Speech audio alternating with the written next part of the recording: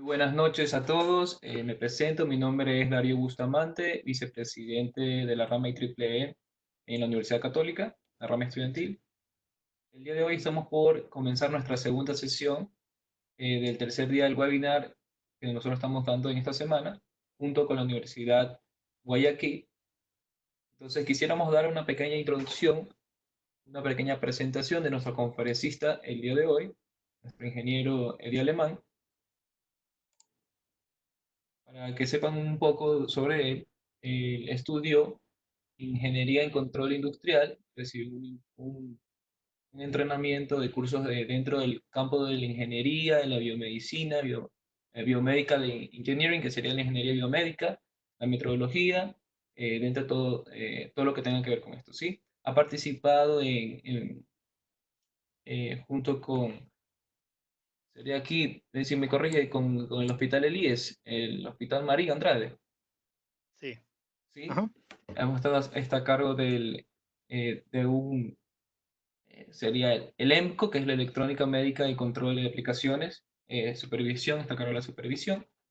Eh, no sé qué más nos podría contar sobre usted, ingeniero alemán. Le cedo la palabra y el inicio de la conferencia. buenas noches a todos. Voy a hacer una pequeña introducción. He estado relacionado desde la parte de biomédica y de equipamiento de laboratorio desde hace mucho tiempo. Lo que se ha tratado fundamentalmente es de tener cierta clase de normativa en algunos casos, dado que nosotros no tenemos todavía reglamentación en cuanto a eso. Ahora con las situaciones que nos encontramos se ha puesto mucho más de evidencia. Por eso es importante tratar de conocer un poco de esa área. Sin embargo, obviamente el área biomédica también no solamente está relacionado con temas como la electrónica, con la informática, con la temática, ¿no? También está en algunas ocasiones fundamentalmente relacionado con mediciones. Pero para poder llegar a este tema de las mediciones, pues sí es necesario tener conocimientos o una, una idea de lo que es metrología. Muchas veces vamos a realizar mediciones en parte instrumental que no tenemos muy claro algunos conocimientos. De alguna forma, vamos a establecer en esta reunión que va a ser una especie más como de experiencias que se ha tenido en el transcurso del tiempo a partir del sistema internacional de mediciones. Eh, Cuando nosotros nos involucramos en esta área, fue un poco complicado también porque las universidades, salvo algunas excepciones por formación, no tenemos este conocimiento. Y afuera estamos en el área práctica, tenemos que ir incorporando ciertas habilidades, ciencias que nosotros no lo habíamos tomado en cuenta. Es importante. Entonces, la idea de participar aquí también es para que las personas o los jóvenes que están formándose en ingeniería vayan teniendo un panorama más amplio de las posibilidades que se pueden venir si se involucran en, en otras ciencias que permiten que uno se desarrolle de mejor forma en el área en la que uno se involucra. En el caso nuestro, la incorporación de algunos profesionales que tuvimos que hacer en la empresa, tocó formar y formarnos en esta parte fundamental. Algunos se habrán relacionado tal vez quizás con la parte de metrología por el tema de calibración. Realmente en el área industrial se utiliza mucho los conceptos de calibración, de verificación, pero muchas veces nosotros no sabemos a qué nos referimos y hacia dónde va todo este sistema de mediciones. Muchas veces no la tenemos muy familiarizado en nuestro vocabulario o nuestro conocimiento. Sin embargo, nosotros en el día a día hacemos uso continuo de estos parámetros que están en el ambiente de trabajo o formación, inclusive cuando haciendo cierta clase de experimentos. El propósito de esta exposición es familiarizarnos un poquito más, conocer un poco más, hacer un poco de historia, eh, más que nada tratar de tener o visualizar algo que nos permita expandir un poquito el marco de trabajo que tenemos. Por eso es que me habían solicitado un tema, de alguna manera, pues con el que se podría participar aquí en esta reunión. Que agradezco la invitación y que con mucho gusto estoy haciendo, dado que en mucho tiempo también participé de estos eventos como estudiante dentro de de las ramas estudiantiles que existen en el país. Pero hágame un Ahora, favor, se escucha súper bajito. perfecto. No sé si ahí se escucha mejor. Sí, ahí se escucha mucho mejor. Perfecto, gracias. Gracias. Entonces, para empezar, vamos a colocar una tabla de contenido para ir viendo ciertas situaciones dentro de esta presentación. Una es la que nos conlleva a pensar un poco sobre qué es metrología, cuál ha sido su historia. La siguiente tiene que ver con el Comité de Pesas y Medidas, que se conformó en un momento determinado. Definición de las magnitudes. La redefinición, que es la que nos está convocando a reunirnos en este momento. Y retos tecnológicos. Esto más bien es un libro en blanco, porque a partir de estas situaciones, pues los avances y las consideraciones en cuanto al desarrollo tecnológico eh, podrían cambiar. Como primera cosa, vamos a ver qué significa metrología. A simple vista nada más, no vamos a introducirnos tan profundamente. Simplemente esto es una revisión histórica para ir avanzando sobre el sustento que nos lleva a trabajar más adelante. Sobre la metrología se puede decir en simples palabras que es la ciencia de las mediciones y sus aplicaciones. Entonces, el saber medir, el saber cómo aplicar esas acciones en la medición que conlleva todo este tema de la metrología, qué aspectos teóricos, qué aspectos prácticos el ejercicio de la medición se suscitan a partir de los, del proceso de medición como tal y qué está involucrado en estas mediciones. Obviamente, si estamos hablando de metrología, también tenemos que considerar que va a estar involucrado en la incertidumbre de medición y de esta forma de medir que tengamos hacia algunas variables o algunas magnitudes que nos vamos a encontrar, podemos decir que podemos ir buscando el campo de aplicación, que es bastante grande. Una breve historia, simplemente se puede decir que antes de que se considere el sistema métrico decimal, lo único que se evidencia por toda la historia, los hallazgos, documentos, en situaciones de arquitectura, simplemente tienen que ver con basados en una medición basada en la antropometría. Entonces, lo único que significa esto es de que nosotros vamos a utilizar partes del cuerpo para tener referencia de medición. Y esto es lo que se ha venido manejando durante mucho tiempo. Entonces, es una base que nos ha permitido desarrollarnos en su momento y que obviamente por varias razones no han sido métodos del todo exactos. Esto ha permitido que se tenga errores y que no se puedan realizar correctamente, inclusive transacciones comerciales, porque al tener errores en esa comparación, simplemente no podemos detallar qué es lo que realmente estamos consiguiendo, en este caso de ejemplo, en la transacción. Entonces, en la antigüedad, esas son las evidencias que nosotros encontramos de que ya existía referencias de cómo se deberían realizar las mediciones.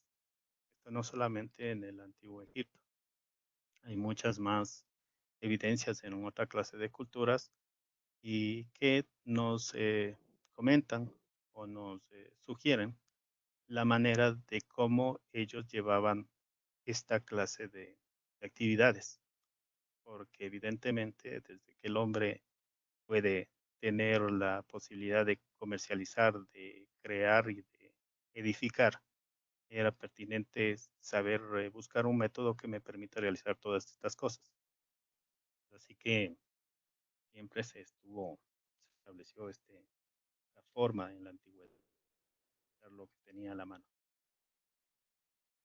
Asimismo, en otras culturas, como la de los hebreos, babilonios, griegos, romanos, inclusive un documento antiguo, la Biblia, tiene tradición caldea, babilónica, siria, egipcia. Existe documentado, si se quiere decir de alguna manera, mediciones en las que se comentan qué dimensiones van a existir para poder construir, en este caso, arca, ¿no? Es una evidencia que se utilizaba desde hace mucho tiempo, formas de medición utilizando el cuerpo. Todo esto se llevó hace mucho tiempo con la intención de tener una idea general para que todas las personas que participan de esta clase de edificaciones, construcciones, comercialización, en fin, podamos avanzar un poquito en sociedad. Y en la antigüedad, obviamente, esta dispersión de conocimiento se dieron a través de las conquistas, de las incursiones de culturas o de, de realizar una conquista, pues sí, absorbía costumbres, formas de actividades que podrían ser las que realizaban en ese estado. Y pues esto se fue copiando en cada momento. Entonces, tanto fue así que en la Edad Media, pues ya comenzaron a existir varios problemas con referencia a, a tener claro cómo yo puedo de alguna manera llegar a tener un acuerdo este, sin prejuicio para la persona que me está brindando un producto o yo le estoy brindando un producto. Y esto pues conllevaba como a que cada persona pues sea honesta en esa transacción para poder comercializar, algo que nosotros ahora también lo hacemos. El inconveniente en este momento fue que muchas de las situaciones que tenían que ver con estas comercializaciones, como nota anecdótica, digamos así, de alguna manera, es de que se utilizaba como referencia siempre, en este caso, al gobernante que estaba en ese estado, en ese reino. Entonces, las dimensiones que tenía el monarca, esas eran las mandatorias para poder hacer las transacciones. Quiere decir que si de pronto una persona era muy alta y obviamente de otro reino era pequeña, las dimensiones cambiaban, entraban en contradicción al momento de comercializar, porque muchas culturas pues vivían del comercio ya desde hace mucho tiempo y a veces los cambios eran por producto, por trueque, se conocía del todo el dinero. Entonces esto llevó que en el avance del tiempo pues se vaya estandarizando. En algunos casos por dominio de ciertas culturas como la romana, tomar como ejemplo, hacía que el imperio como tal disperse para todos o como un decreto se utilice cierta clase de referencias como únicas para que todos puedan entender el mismo idioma, por decir de alguna manera, en lo que tiene que ver con las mediciones. Pero en otros casos no era tan fácil, sobre todo, por ejemplo, en viajes que se realizaron, como el de Marco Polo, que se entiende que había viajado hasta Oriente, hasta China, y estableció una ruta de comercialización. En esos momentos, pues no tenía la forma de realizar esas comparaciones porque también cada uno tenía sus propias equivalencias. Entonces esto se volvió muy difícil.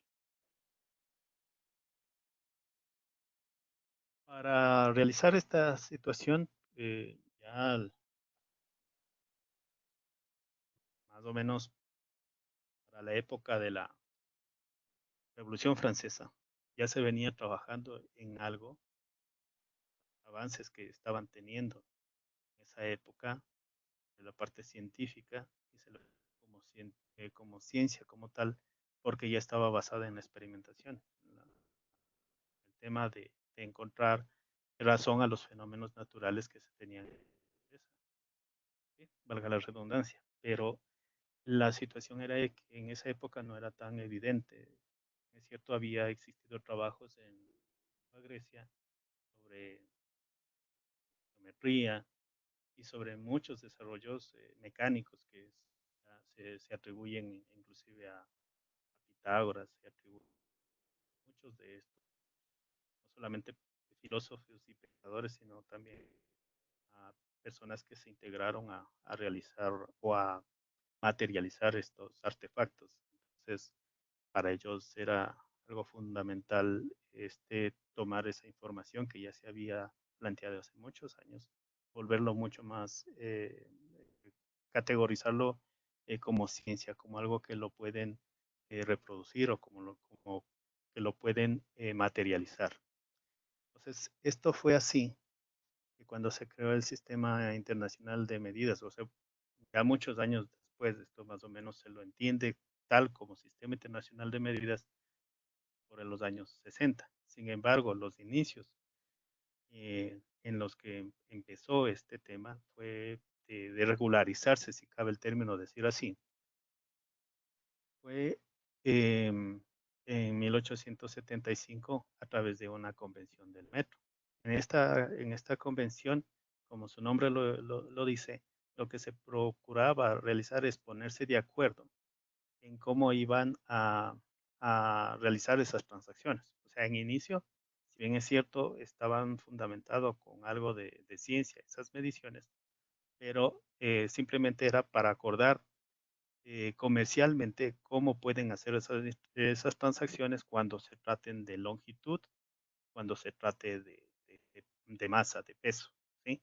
Porque situándonos en un escenario de esa época, se venden tierras, se vende productos que pueden ser pesados, ¿cierto?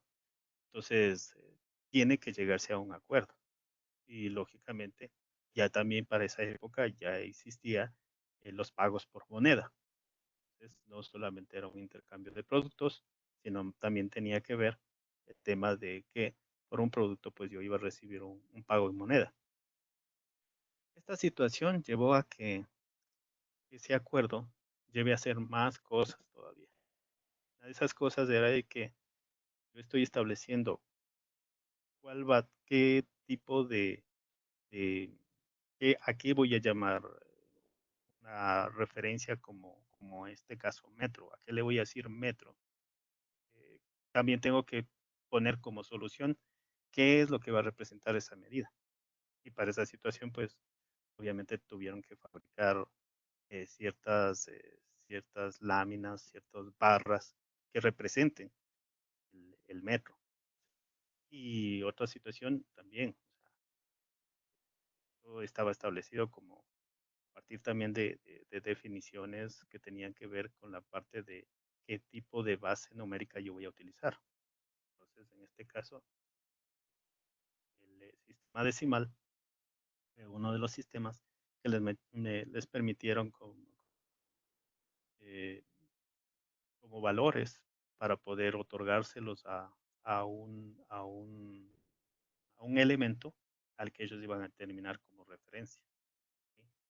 Esto es una actividad que muchos de nosotros a veces lo hacemos en la vida cotidiana cuando no tenemos un exómetro, cuando no tenemos algo una regla graduada que de alguna manera me indique una medida, pues yo puedo utilizar quizás cualquier eh, elemento que me esté rodeando ahí como para decir tantas partes de esto que estoy diciendo que es mi referencia va a ser lo que contempla esta superficie, por poner un ejemplo.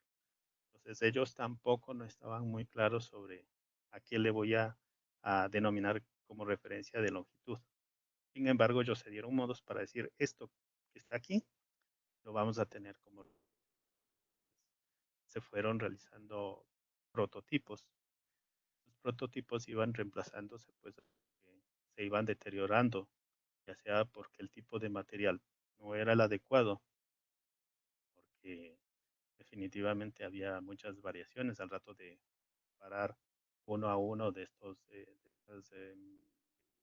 prototipos que han otorgado al metro y al kilogramo, como para poder tener de referencia y eso pues poder difundir a todos los países que de alguna manera se acogieron a que va a ser ese el mandatorio para poder hacer transacciones. ¿Sí? Entonces, como les había comentado, en 1970 pues, se llamará este sistema decimal.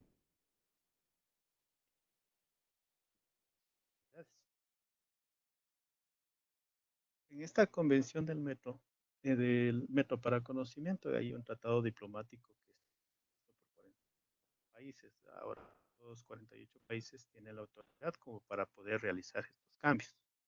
¿Esto qué significa? Es que si en algún momento determinado, pues, una magnitud que se le atribuye a un fenómeno natural,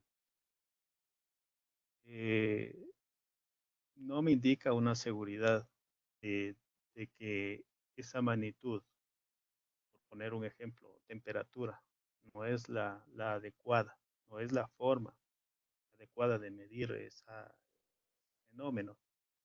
Sencillamente estos países se reúnen y dicen pues, qué otro método se nos ocurre como para poder realizar, para poder sustentar esta información que nosotros queremos tomarlo a partir de este patrón o de esta referencia. Entonces es así que esto se fue más allá de un comité, Internacional de Pesas y Medidas, anteriormente. Y ya en el posterior, pues, eh, 17 países fueron representantes para cada uno de esos países que le convenía participar de esta conformación. ¿Por qué se realiza esta situación? Porque, vuelvo a repetir, detrás de todo esto está no solamente la comercialización, sino el tema eh, de cómo yo puedo realizar mejores medidas o puedo tener tecnología dentro de todo de este comité que se forma con países desarrollados. Bueno, ahora definitivamente son países desarrollados que tienen tecnología los que tienen su accionar en este campo. Entonces, en este punto quiero tomar algunos ejemplos de las definiciones que se tomó en función precisamente del desarrollo tecnológico que tuvieron en esa época y de lo que ellos presentaban. ¿Sí? Porque quiero recabar en este punto porque más adelante ustedes se darán cuenta que ya no tiene nada que ver las referencias que nosotros comparadas con los desarrollos que se tienen últimamente y que inclusive hacen que haya mucha investigación en ese tema. Una definición que fue tomada de 1791 dice que inicialmente esta unidad de longitud fue creada en la Academia de Ciencias Francesas. Como les había dicho, en la época de la Revolución Francesa y con la terminación del Imperio francés, del reino francés, pues lo que se procuró levantar un sistema o investigaciones que tengan que ver con todo lo relacionado a las ciencias naturales. Es increíble porque en esa época, pues, muchos hombres y mujeres también tuvieron la posibilidad de hacer investigaciones y experimentaciones sobre lo que nosotros ahora conocemos como ciencias o como ingenierías. Y entonces ellos pues buscando esos métodos de establecer algo que no sea inamovible, que sea perpetuo, que sea eterno. Lógicamente en este mundo físico no vamos a tener algo así. Sin embargo, es lo que se busca, tener algo que no tenga variación. De eso se entiende que ciertas constantes que nos permitan establecer puntos de referencia para poder elaborar sistemas más complejos. En este caso, esa es la idea fundamental de la tecnología, de que referencias que hasta cierto punto sean inamovibles y que a corto o a largo plazo no cambien posible. Entonces, a esas situaciones les llevó a definir al metro como la 10 millonésima parte de distancia que separa el polo de la línea del ecuador terrestre. ¿Sí? Y este valor se expresa en análoga náutica y que corresponde con la longitud del meridiano terrestre que forma un arco de décima de segundo de grado centesimal. Ahora, todo esto puede parecer que esté China, pero definitivamente lo que ellos buscaban, como para ponerle un contexto más claro, es de que si no hay variaciones en el arco de la Tierra, una, en un segmento, en una parte, eso me daría lugar a que yo podría manejarme de la misma forma en ciertas partes del mundo. ¿Eso qué quiere decir? Que, por ejemplo, yo un arco similar lo puedo tener no en París, que es donde hicieron esa medición, sino la tengo en otra latitud de parte del mundo, vaya a tener algo similar. O sea, era buscar un punto de referencia. Luego ya se dieron cuenta de que las variaciones, y hay cambios en estas mediciones cuando hay cambios de posición y se mantuvo que tenía que ser específicamente mediciones realizadas por las que de pronto pasaban estrictamente por una latitud y una longitud establecida en la medición. O también nosotros como país lo conocimos en algunas cosas, una comisión, aprendimos en la escuela, en el colegio, comisión científica francesa que vino a Humboldt y si mal no recuerdo, Pedro Vicente Maldonado. Eran científicos que estaban relacionados con con estos personajes que ya estaban tratando de hacer misiones desde diferentes puntos del mundo. Ahora se nos hace mucho más fácil con toda la conectividad que tenemos, pero en esa época trasladarse a los países que tenían, donde podían pasar ciertas referencias. En 1960, la 10ª Conferencia de Pesas y Medidas ya define el metro como el 1.650.773,73 veces la longitud de onda en el vacío de la radiación naranja del átomo de Krypton 86. La precisión era 50 veces superior a la del patrón de 1889. ¿No? que tenía que ver con ya brasa, un palmo y equivalente a 2. Entonces, ¿qué significa con todo esto? Que por la cantidad de errores que puede suscitarse al momento que una referencia, ya sea por condiciones ambientales o por el tipo de método utilizado para establecer una referencia, podían tener. Ahora, cuando uno está hablando se me ocurre, de que yo en una fábrica estoy teniendo una plataforma, en un corte, estoy teniendo una diferencia de centímetros, me parece que es algo demasiado exagerado cuando de pronto esa exactitud tiene que ser en milímetros. ¿Me explico? Para esa, para la época que vivían en siglos pasados, para la mayoría de aplicaciones que nosotros teníamos, como una mesa, una silla, y haya variaciones pequeñas, pues no tendrán gran significado ni tanta trascendencia. Eh, de hecho, recuerdo una anécdota que nos contaba un amigo cubano y decía él que España, cuando ya se adhirió al sistema internacional utilizando una vara como referencia del metro, enviaron a todas sus colonias americanas para que puedan tener como referencia, porque ellos hacían comercialización de productos, ¿sí? Algodón, café, cacao, entonces con el Nuevo Mundo. Entonces habían enviado una vara de un metro para Cuba. Y entonces, con el tiempo, no sabían por qué razón tenían diferencias en el producto, porque ellos habían especificado ya cuando llegaba al puerto de España, hacían sus mediciones y no concordaban. Entonces, decidieron pues ir a Cuba y a preguntar por qué razón tenían esas diferencias.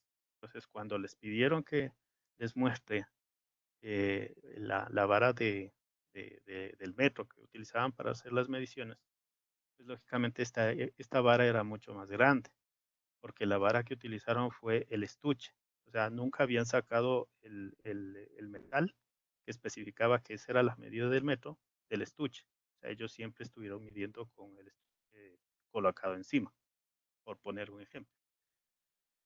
Entonces, si se ponen a pensar, muchas de las mediciones que nosotros tenemos en la actualidad tienen mucho de este inconveniente. Desgraciadamente no tenemos muy clara la cultura metrológica y por esa situación, pues en el normal y habitual vida que tenemos, pues no es significante. Pero cuando estamos trabajando en ámbitos industriales y en otra clase de aplicaciones, sí es importante y si no, pues pregunten esto a empresarios que tienen o jefes de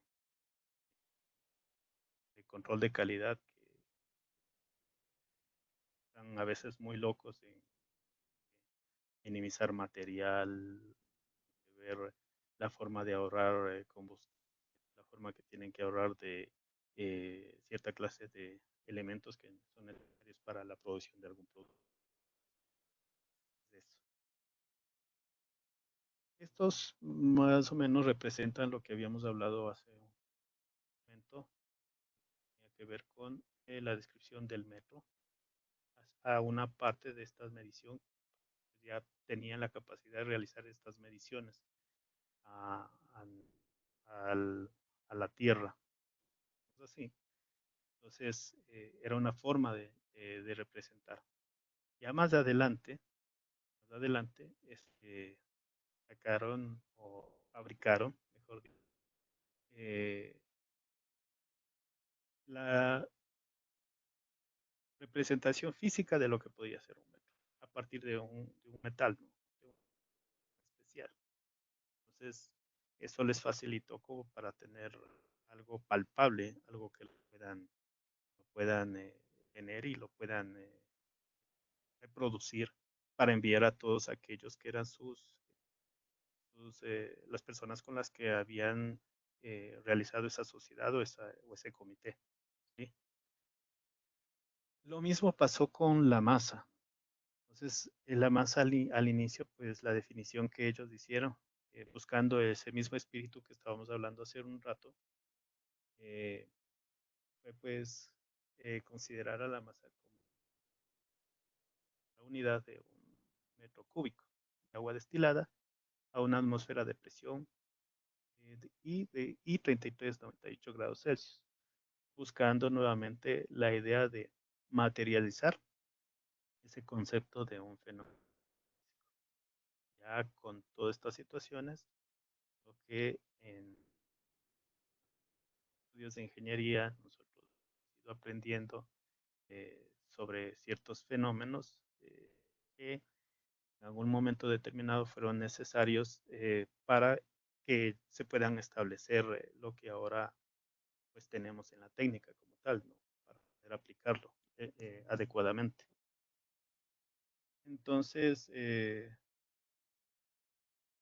otra de las características que ya se colocó, sabiéndose que mantener estas condiciones que nosotros tenemos ahí de presión, de temperatura controladas, eh, pues se les ocurrió que podría ser otro tipo también de forma de materializar esta magnitud, que representaba una característica de la naturaleza. Y en este caso, pues decía que esto va a ser como un cilindro recto de 39 milímetros de diámetro y 39 milímetros de altura. Entonces tenía una aleación de platino, 30%, y de iridio, al 10%. Ahora, claro que esta situación es fácil decirlo, pero en esa época lo que estaban buscando es que no existan variaciones por contacto con condiciones ambientales que sean adecuadas y que eso haga que el material pues se oxide o sea cambiado por los fenómenos que puedan, um, puedan tener estos metales, ¿no? Entonces, de la misma manera, este es el patrón o la materialización de la masa, ¿no? Que en algún momento que nosotros tomamos contacto en la escuela, decían que era, ¿cuál es la equivalencia de un kilogramo? Pues todos apuntábamos a que ese kilogramo no tenía una composición de sus metales, hablado, y que eso hacía que pues lo podamos comparar con otros. Entonces, como vemos ahí en la gráfica, estas masas eran colocadas sobre protecciones que permitan que estén aisladas completamente, algunas al vacío inclusive, para que prácticamente no exista ningún cambio en cuanto a sus propiedades físicas y se puedan mantener como referencia para otras copias similares, porque lógicamente, como habíamos hablado, pues la referencia única y tengo yo países asociados, yo tengo que a ellos darles algún tipo de referencia que les permita también trabajar con eso. Este tema tiene que ver como una difusión de ley, por poner un ejemplo, ¿no? Crea una ley y pues se socializa para los demás para que se entienda cómo va a aplicar esa ley, ¿no? Cómo aplicar esos cambios que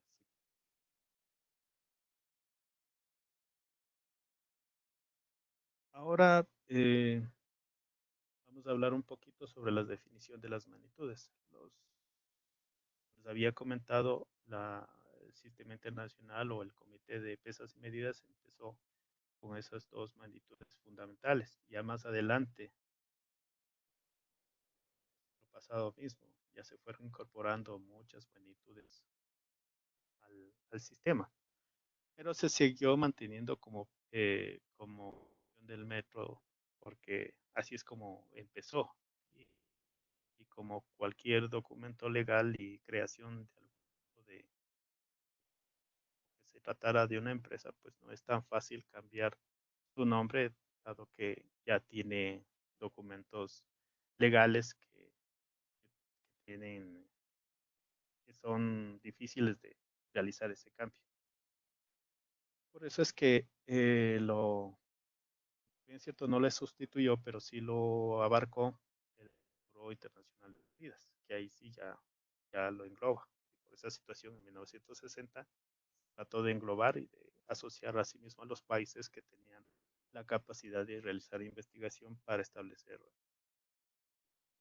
algo más formal en cuanto a cómo se va a trabajar con las magnitudes que ya se venían investigando y se venían desarrollando en el tiempo. Estas magnitudes fundamentales son las con las que nosotros actualmente estamos trabajando a todo nivel. De aquí parten prácticamente todas las unidades que nosotros hemos manejado en la mayoría de ingenierías. Pues ahí hemos hecho las combinaciones y eso nos ha permitido pues ir buscando y encontrando nuevas aplicaciones. Entonces tenemos la longitud, que ya hablamos algo de eso. Tenemos la masa, también está el tiempo, que no se había, de alguna forma no se encontraba una manera de tener una referencia que me diga esto es el segundo, pero listo, perfecto. El segundo muy posiblemente está relacionado con el tema de cuando se pone el sol, cuando amanece y como nosotros vamos a determinar cuándo es un segundo. Eso tiene su investigación, tiene su desarrollo y es el único que no está sustentado en el sistema decimal, porque tiene un principio que ya no corresponde a lo que nosotros podríamos plantear matemáticamente, sino obedece a todo el mundo sideral realmente de los planetas en cuanto al, al tema de órbitas y toda esa situación, y esto establece que más bien va a ser diferente. También está la temperatura, también ya se está trabajando el siglo pasado y dentro de la temperatura hay muchas cambiando a las están referenciadas a la escala Celsius, otras están Fahrenheit y la que está referenciada a la escala termodinámica es Kelvin. Realmente es algo que está relacionado con grados, un trabajo experimental diferente y por eso así, basado en la parte de termodinámica está solamente Kelvin. Allá de esto sí hay grados Fahrenheit, grados Celsius y es con lo que la mayoría de los mortales. Cantidad de sustancia, el mol. También tenemos la parte de la corriente alterna.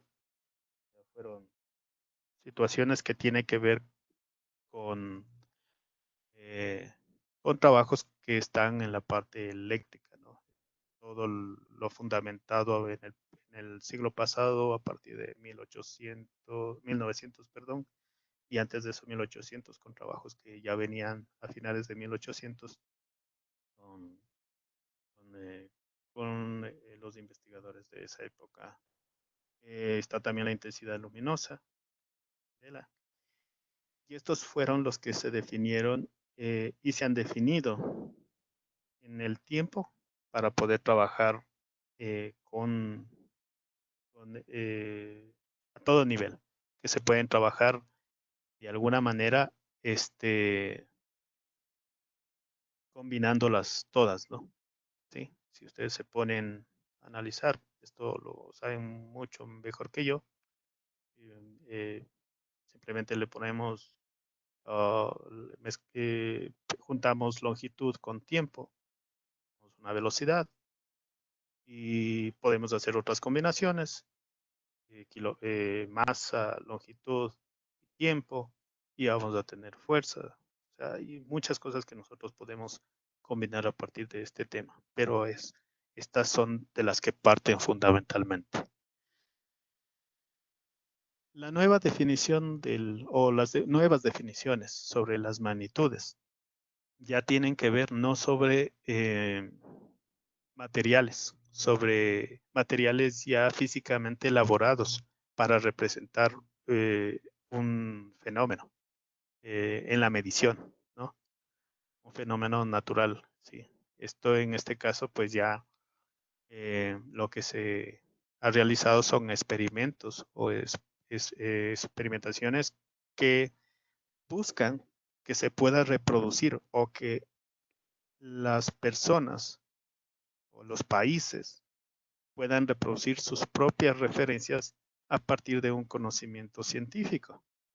Entonces, tal es así que, por ejemplo, para el metro, como habíamos visto en una lámina anterior, el metro es la longitud del trayecto recorrido por la luz en el vacío durante un intervalo de tiempo. Ese intervalo de tiempo está relacionado con la velocidad de la luz. Entonces, esto significa simplemente que el trayecto que recorre esa longitud de onda es un tiempo determinado, pues es lo que ya nos define el metro. Entonces, eso puede ser que sea reproducible en función de las condiciones en las que yo voy a operar ese experimento. Entonces, a la final es información. A la final es información y están recurriendo de otro tipo de parámetros con los que yo puedo establecer ese experimento. Entonces, es a partir del desarrollo de la tecnología que me ha permitido reemplazar y siempre la búsqueda de este tipo de nuevas formas de representar estas referencias han sido la de que puedan ser reproducibles y que puedan ser, no puedan tener variaciones significativas o si es posible no tengan variaciones significativas, que sean prácticamente constantes, ¿sí? Que no existan variaciones. Lo mismo el segundo, ya no es una descripción antigua que era por partes en función del avance del Sol en determinado punto y a determinada hora, ¿no? Sino esto ya se lo hizo mucho más, de manera más técnica, científica, y ahora el segundo es la duración de 919 millones, perdón, 9.192 mil millones 631.770 periodos de la radiación correspondiente a la transición entre los dos niveles hiperfinos del estado base del átomo Celsius 133. Es decir, que ahora el segundo está determinado en función de una oscilación que existe en un átomo al momento que está cambiando entre dos estados del átomo. Entonces, esa oscilación en la frecuencia de oscilación que nosotros tenemos ahí, en esa cantidad, nosotros entonces sabemos que esto es un segundo. Ahora, tener esa esa tecnología para poder reproducir y para poder decir tan fácil lo que aquí se está diciendo, no es tan sencillo, pero que eso implica prácticamente manejar las estructuras atómicas. Significa estabilizar el estado del elemento, significa descomposición de materia, ¿sí? Entonces, son laboratorios de experimentación en donde van detallando cada parte para poder reproducir este experimento. Y que eso, una vez que de los resultados de ese experimento se obtenga esta oscilación, pues podemos decir que hemos logrado materializar el segundo. Sobre la parte de temperatura termodinámica.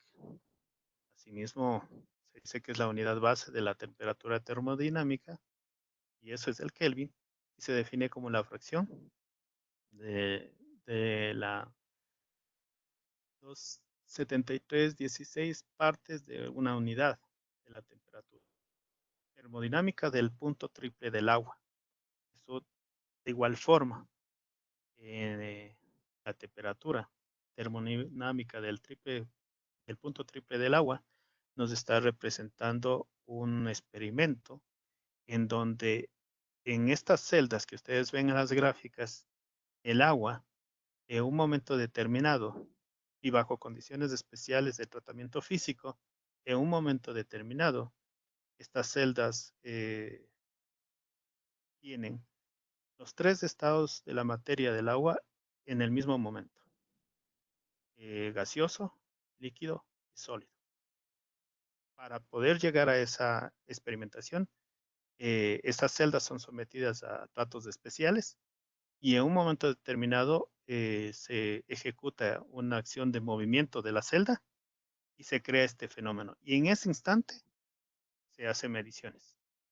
Y entonces ahí nosotros encontramos esos valores que están aquí referenciados. Entonces es en base a esos experimentos que nosotros podemos ir representando. Entonces acá en el país sí hay celdas que nos permiten tener esa experiencia de encontrar ese fenómeno del punto triple del agua, pero lógicamente detrás de todo eso hay medidores, hay termocuplas, hay termopares de alta precisión y de alta exactitud para poder tener mediciones lo más cercanas al valor real. Luego tenemos el ampere. El ampere o amperio. Entonces, esta es la intensidad de corriente, ya sabemos, constante, mantenida en dos conductores rectilíneos paralelos, de longitud infinita, de sección circular despreciable, colocado a 1 metro de distancia entre sí en el vacío. Produciría entre estos cables, estos conductores, una fuerza igual a 2.10 a la 7 newtons por metro de longitud. Vuelvo a repetir, son experimentos para definir cómo yo puedo establecer un ampere, ¿sí? Entonces, basándonos en la teoría física, cómo yo puedo realizar tener o puedo reproducir ese amperio en un determinado momento, y eso me sirva de referencia para las magnitudes eléctricas. Entonces, se lo ha definido de esa manera. ¿Y por qué no se lo hizo voltaje? ¿No se lo hizo resistencia? Que definitivamente en las experimentaciones o misma física se entiende y se entendió que ampere da vida a todo el sistema, el amperio da vida a todo el sistema eléctrico como tal. Entonces, todo el voltaje y la resistencia pues está referido a la corriente.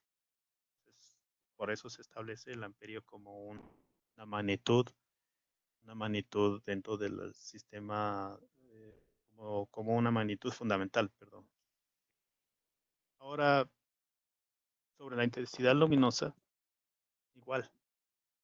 La candela es la intensidad luminosa y es en una dirección dada de una fuente que emite una radiación monocromática de frecuencia 540 hercios y una intensidad radiante en esa dirección es de 683 de la unidad del watt por estéreo radian. De igual manera, o sea, para buscar representar aquellos fenómenos físicos que tenemos en la naturaleza y los podamos materializar o los podamos reproducir y los podamos controlar, se establece toda esta clase de experimentaciones. Y ya no son representaciones. Al inicio habíamos visto sobre algo tangible, sobre algo que yo puedo tener o lo puedo transportar. Esto viene a ser la creación en sí de la magnitud del fenómeno. Otra de las magnitudes fundamentales es el mol. Entonces el mol, aquí, es la cantidad de materia que contiene tantas unidades elementales como átomos existen en 0.012 kilogramos de carbono 12. Fundamentalmente esta parte de la cantidad de materia sirve sobre todo para aquellas aplicaciones que tiene que ver con la parte química, ¿sí? Porque también ahí necesitamos tener referencias. Y las referencias en la parte química usualmente no son de forma física. Y a lo que me refiero, lo que quiero decir, es de que no es algo tan palpable como es tener una masa que me representa el kilogramo, tener una sustancia de cualquier tipo que sea y que eso me represente una cantidad específica sobre la parte molecular. ¿Sí? Entonces, Ingeniero, sí, disculpe que le interrumpa. ¿Cuántas diapositivas más o menos le faltarían? ya quedan pocas. Listo, tenemos alrededor de 7 minutos para luego contestar si Perfecto. es que hay preguntas y ahí terminaríamos, ¿sí? Perfecto, gracias. Entonces, justo creo que terminamos con las últimas. En todo esto, la situación fundamental en este tema es de que ya la masa también ahora se redefinió. Ya no es ese artefacto o esa materia, por poner un ejemplo que vimos en una campana, ¿sí? Ahora el nuevo desarrollo tecnológico nos ha permitido que nosotros tengamos un equivalente del kilogramo, pero a partir del silicio, y que eso de alguna forma pues nos permita representarle. Esta es una de los cambios que existe en la nueva redefinición. ¿Sí? Entonces aquí se está realizando el pesaje de esa esfera. Se entiende que es de superficie perfecta y que prácticamente se ha podido calcular la cantidad molar de esa masa y que por cantidad sabemos que n cantidad de moléculas es 1 kilogramo. La otra forma de encontrar el reemplazo a la masa es a través de la famosa balanza de Watt. Lo único que está buscando es tener un equilibrio entre una masa física y la parte de electromagnética, y obviamente si hablamos de la parte electromagnética, pues en magnitudes eléctricas que me permitan tener esa equivalencia. Estos son los dos artefactos con los que han venido trabajando desde los años 70 hasta nuestros días en este tipo de balanza, que es una cuestión que ya traduce la parte física hacia la parte eléctrica. Y para ir terminando, fundamentalmente ahora lo que los científicos hicieron es de que como de todas maneras, así sean estos grados de experimentación altos y elevados para que los valores y errores que tienen esas magnitudes y la precisión que tienen ellos es muy pequeña y obviamente las incertidumbres también sean muy, pero muy pequeñas, de todas maneras siguen siendo variaciones. Entonces, lo que ellos han hecho es reproducir fenómenos en donde ahora las constantes van a ser las referencias.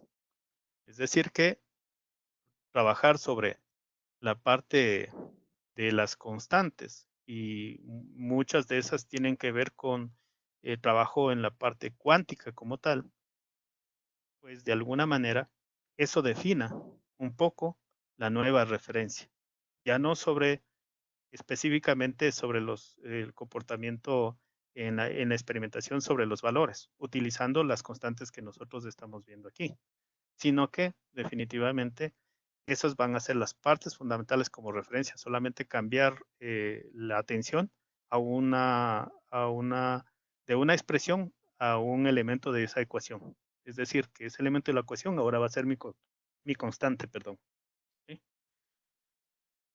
¿Qué es lo que viene a partir de estos retos? Yo les había dicho que en este punto pues se vuelve amplio y se vuelve enorme, porque cuando ya se trabaja a nivel de la parte de mecánica cuántica o de nanotecnología, entonces simplemente significa que ya todo esto queda abierto a que las industrias del primer mundo, obviamente, que manejan ese tipo de tecnología, con las constantes o las referencias para poder hacer ajustes a sus instrumentos, hacer ajustes al producto que puedan convertirse luego en medidores, de la misma manera, pues también cambien su forma de medir y su forma de estructuralmente de presentarse para poder realizarse esa clase de, de, de, de acciones al momento que yo voy a tomar en en un caso hipotético de una generación de nuevos instrumentos en el futuro que ya se puedan adherir al cuerpo humano o que puedan tomar en contacto diferente al que nosotros estamos acostumbrados como seres humanos. Eso es de mi parte, creo que podemos quedar ahí. No sé si de pronto haya preguntas, algunas. Sí, ingeniero. Es que, Tenemos aquí una pregunta de Wellington Campoverde. Él dice, ¿existe alguna medida para medir el espectro plasmático? uh, sí, definitivamente está hacia el lado de las radiaciones. De hecho, todo depende del tipo de método que se utilice. Todas las experimentaciones en cuanto a medición está en función de qué representa ese fenómeno. Por decir, por poner un ejemplo mucho más claro que nosotros lo estamos viviendo últimamente. Cuando nosotros hablamos por ejemplo, de la medición de un termómetro infrarrojo, ¿cierto? Entonces nosotros decimos, bueno, listo, a mí me parece sencillo el hecho de que yo voy a tomar la medición del cuerpo de una persona y eso lo tengo yo ahí muy definido. Pero cuando yo me voy al principio y al método para establecer esa medición, es completamente diferente de aquel método que estoy utilizando al colocar un termómetro en una parte del cuerpo, porque en este caso puntual del que estoy hablando, está utilizando la parte de radiación electromagnética y sobre una franja que está tácitamente implicando solamente el infrarrojo. Entonces, tengo que ir hacia el principio, ¿sí? De qué es lo que estoy tratando de medir sobre el fenómeno que se me está presentando en ese momento. Entonces, todo eso conlleva tener cuidados a qué es lo que yo tengo que dejar de lado para poder yo realizar una medición efectiva, una medición que sea más real, ¿sí?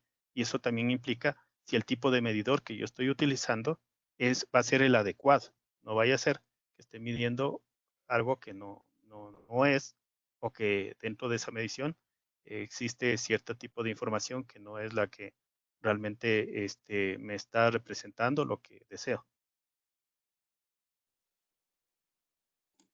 Listo, ingeniero. Entonces, con esa pregunta damos por terminada la charla de hoy.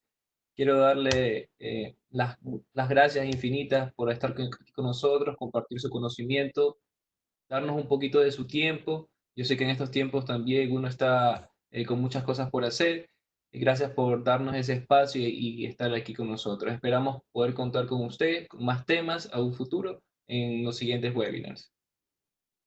Muchas gracias. Realmente para mí ha sido un gusto y les agradezco nuevamente por la invitación. Espero que haya podido de alguna manera aportar al propósito de esta reunión. Listo.